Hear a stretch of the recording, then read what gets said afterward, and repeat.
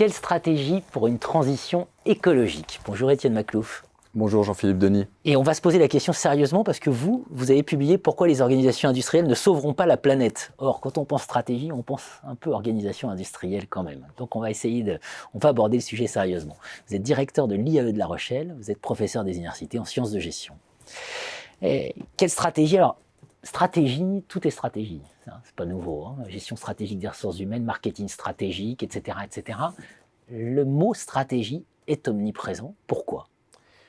Alors, on va revenir peut-être à l'origine de cet ouvrage. C'était l'objectif ou le besoin de prendre du recul par rapport au monde que nous avons actuellement, dont on a l'impression qu'il a toujours été ainsi. Et en réalité, c'est extrêmement récent, cette omniprésence de la stratégie, par exemple. C'est vrai qu'on a du mal à imaginer qu'un boulanger d'il y a 200 ans avait une stratégie de proposer sans cesse de nouveaux produits, et que sa vie devait être d'ailleurs un projet stratégique à elle tout entière. Donc cette omniprésence de la stratégie, c'est un bon point de départ. Se dire que c'est nouveau, c'est pas l'humanité depuis toujours n'a pas vécu de cette façon-là. Donc le lien, pour penser la stratégie, il y en a qui prennent l'origine militaire. Moi, c'est plutôt en biologie, plutôt à partir des théories de l'évolution, où on a pris l'habitude de tout interpréter à l'aune de la stratégie. Et je finis par dire que c'est une façon d'attribuer une intentionnalité à des comportements observables. Donc, en théorie de l'évolution, les biologistes, c'est assez courant d'entendre dire qu'il y a des stratégies évolutives, des choix qui seraient faits, et parce qu'elles fonctionnent, donc elles sont retenues par la sélection naturelle. Le problème du concept de stratégie, c'est que c'est une projection humaine, c'est comme s'il y avait quelque chose de volontaire ou de rationnel, de choisi. Alors je vais prendre un exemple qui va se rapprocher de nous. Certains animaux deviennent sociaux, donc choisissent de fait des structures sociales. On a envie de dire que c'est parce que c'est un choix rationnel, parce que ça fonctionne. On a compris que ça fonctionnait, donc on a adopté ce type d'organisation, en particulier pour les humains.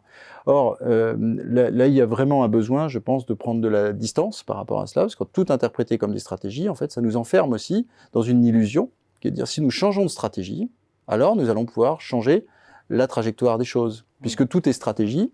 Tout est réductible à des acteurs.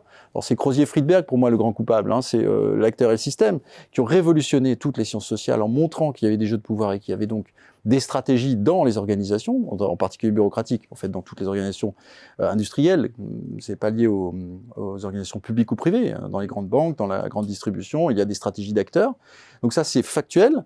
Mais le problème, c'est de réduire l'organisation à ces stratégies-là. Et que se passe-t-il entre les différents niveaux? Donc, si on prend un petit peu de recul, et la théorie de l'évolution permet de le faire, on peut dire qu'il y a des stratégies à un niveau. En revanche, les organisations ne sont pas réductibles à des stratégies, et même de dire qu'elles en ont, c'est peut-être déjà aller trop loin. C'est peut-être déjà un abus de langage. Alors, évidemment, la question qui se pose, c'est, j'ai évoqué en titre, la transition écologique, puisque tout le monde a la transition écologique en tête. C'est le sujet sociétal majeur. Et derrière cette stratégie, vous évoquez l'idée de volontarisme, et c'est vrai qu'on se sent là, totalement pris au piège, impuissant quelque part. Donc voilà. Alors ce piège a été bien décrit par des théories que je vais citer juste après. Mais d'abord, parlons de la transition écologique. C'est un terme qui est très ambivalent, qui nous emmène aussi à commettre des erreurs conceptuelles. Transition, c'est changement d'état. Donc tout le monde le comprend, on passe un système qui passe de A à B, c'est une transition. Il y a une transition écologique qui est en cours, puisque la 6e extinction est en cours. Tous les biologistes du monde entier sont d'accord globalement sur le diagnostic. De même, il y a une transition dans le climat. Le système Terre évolue à une très grande vitesse, et donc on le voit dans les courbes scientifiques. Donc il y a transition, elle est là. Si on parle de transition écologique dans ce sens-là, on a raison. En revanche, c'est pas de cette façon qu'on utilise l'expression, c'est plutôt pour parler de la transition volontaire qui nous permettrait de conjurer ces transitions en cours dans les systèmes vivants et dans les systèmes géophysiques.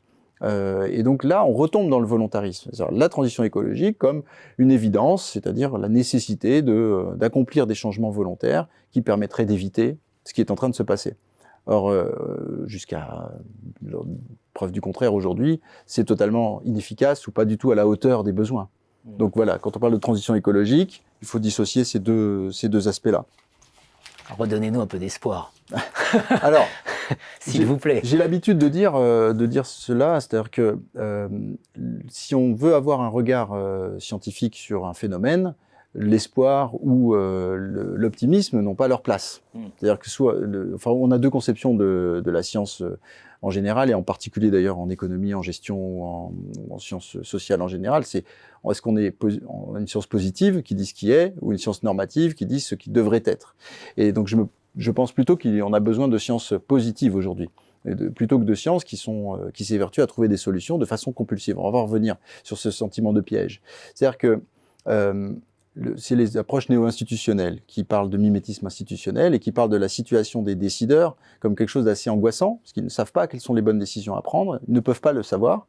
D'abord parce que les contextes dans lesquels ils se trouvent, ils ne peuvent pas les comprendre, et surtout ils ne peuvent pas anticiper les conséquences des décisions. Donc on a des approches comme le garbage can qui illustrent très bien cela, c'est-à-dire que les décisions sont à la fois arbitraires, elles n'ont pas de fondement rationnel puisqu'on ne peut pas calculer les conséquences, et elles sont aveugles aussi sur leurs causes. Donc, nous décidons en permanence. La crise sanitaire nous a donné des exemples extraordinaires. Exactement. Mais en même temps, on a tout un tas de mécanismes. Donc, si on croit quand même qu'il faut avoir des décisions, des stratégies volontaires et que c'est comme ça qu'on va y arriver, du coup, on observe une série de biais. Donc, je vais en citer quelques-uns.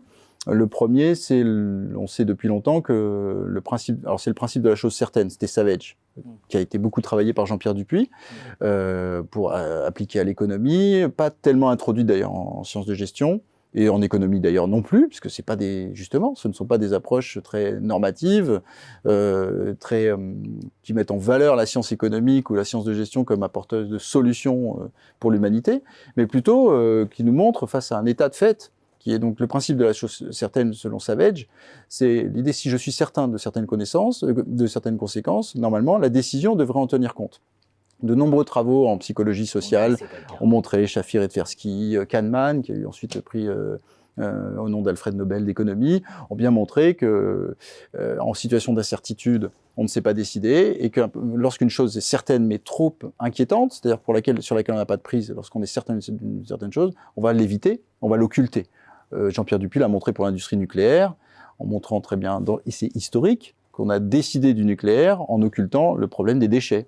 On a écrit noir sur blanc qu'on trouverait la solution plus tard. C'était bien trop incommensurable. Donc, le fait de savoir qu'il y a aujourd'hui une crise écologique, une extinction, la 6e extinction, et que c'est très grave pour notre espèce, n'est pas du tout un gage de capacité à prendre des bonnes décisions. Au contraire, quelque chose de très angoissant.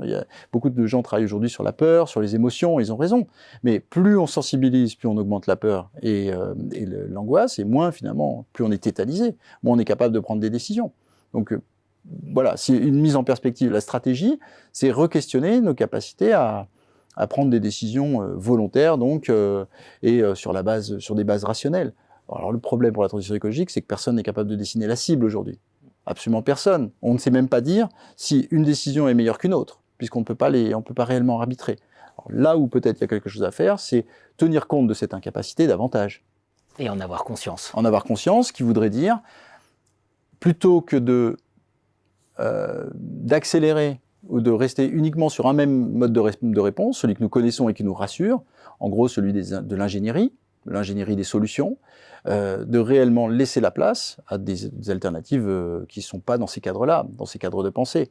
Donc, si je vais prendre un exemple vécu, je m'intéresse beaucoup à l'agriculture, parce que c'est un des endroits où on a monté la société industrielle, c'est en industrialisant l'agriculture, sans connaître les conséquences. Si je reprends Bateson, par exemple, il prend cet exemple dans son ouvrage pour Ecology of Mind, il explique que celui qui veut produire dans son champ va peut-être, par son action, engendrer des conséquences qui vont être négatives pour lui-même sans qu'il s'en rende compte. Il appelle ça les circularités cybernétiques du monde. C'est exactement l'exemple des pollinisateurs. Voilà, c'est exactement ça, c'est qu'on a détruit les pollinisateurs en voulant produire. On ne voulait pas les détruire, mais on l'a fait. Donc, le problème de ces décisions pilotées rationnellement par la science ou sous forme de solutions, nous enferme en fait toujours dans une trajectoire avec énormément de conséquences matérielles et qui sont hors de notre champ. Donc, je pense quelque chose qui serait important, c'est de privilégier des approches beaucoup plus modestes, beaucoup plus réduites dans leurs conséquences, mais réellement différentes, plus diverses. Voilà. Bon, on retombe après sur des choses plus banales, mais le problème, c'est la quantité d'énergie qui est mise dans une certaine direction. sûr. au détriment d'une autre peut-être. Bien sûr. Pour élever le débat, ouvrir le débat, de manière urgente. Pourquoi les organisations industrielles ne sauveront pas la planète? Étienne Maclouf aux éditions Bordelot. Merci Étienne. Merci Jean-Philippe Denis.